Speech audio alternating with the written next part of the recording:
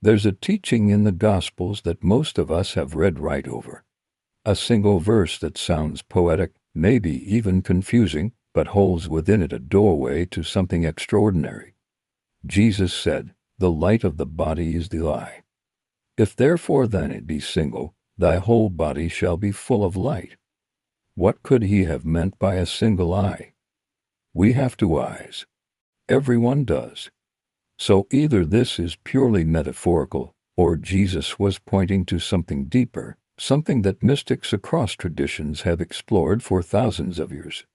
Throughout history, sacred traditions have spoken of an inner vision, a way of perceiving beyond the physical senses.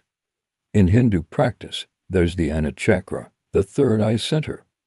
Egyptian art depicts the eye of Horus at the center of the forehead.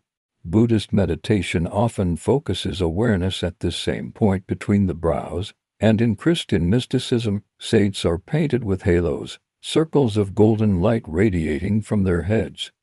These aren't random coincidences. They're pointing to a shared human experience, a capacity for inner perception that goes beyond ordinary sight. Modern neuroscience has discovered something fascinating. At the geometric center of the brain, there sits a small pinnacle-shaped gland called the pineal. Descartes called it the seat of the soul. Science tells us it produces melatonin, regulates our sleep cycles, and responds to light. But here's what's remarkable. The pineal gland contains the same photoreceptor cells found in our eyes. It can literally sense light, even though it's buried deep inside the skull, never exposed to external light. Why would we have light-sensing tissue in the center of our brain? This is where ancient wisdom and modern science begin to converge in unexpected ways. When Jesus spoke of the kingdom of God, he consistently pointed inward. "The kingdom of God is within you," he said in Luke. He didn't say it would be within you someday. He said it already is. This was a radical teaching then, and it remains radical now. Because if the divine presence, if God's kingdom, if spiritual reality is already present within us, then we don't need to wait for it. We don't need an intermediary to access it. We simply need to awaken to what's already here. This is what Jesus meant when he called himself the way. Not the destination, the way. He was showing us a path we could walk ourselves. Think about the design of the ancient Jewish temple for a moment. There was the outer court where everyone could enter. Then the inner court for priests.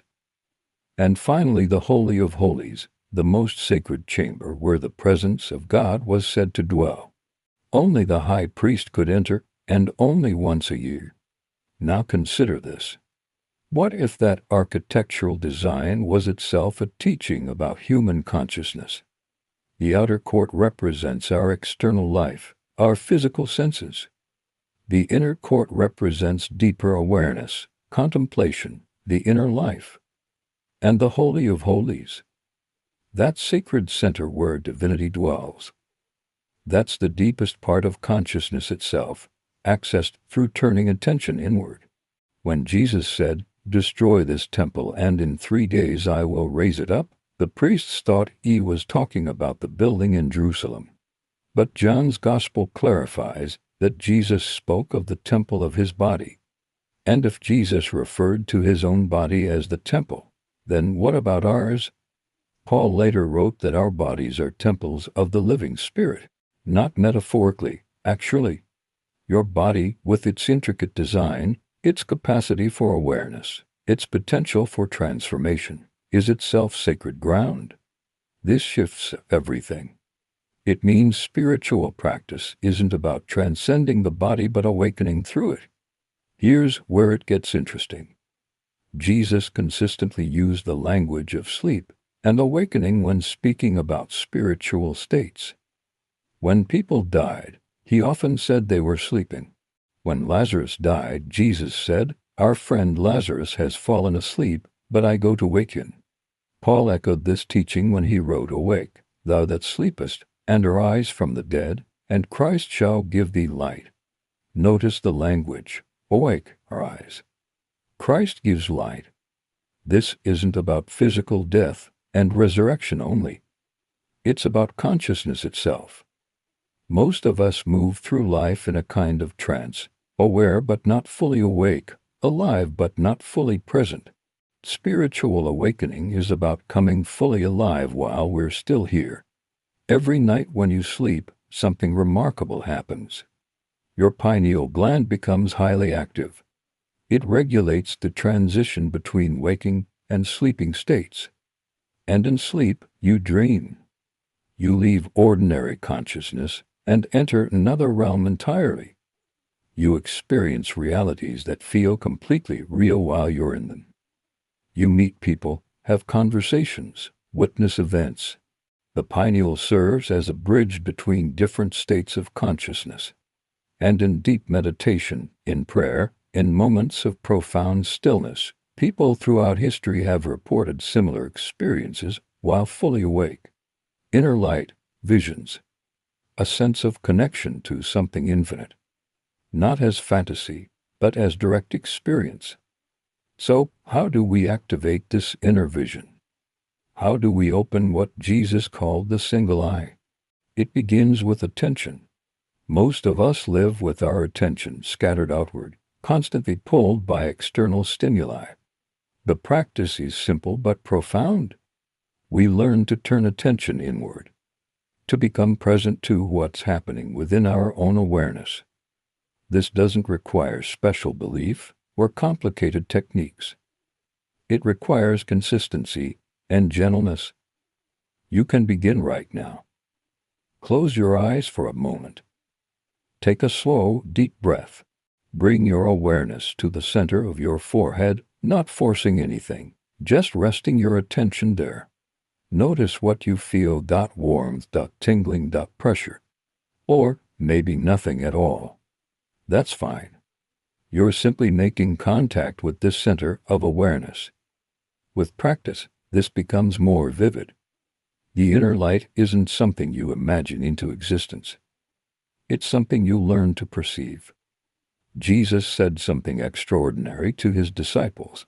He told them, "The works that I do you shall do also, and greater works than these shall you do." Greater works than Jesus. How is that possible? Unless Jesus wasn't trying to be worshipped as uniquely special. Unless he was trying to show us what human beings are capable of when fully awake. He called his followers friends, not servants. Co-heirs, not subjects.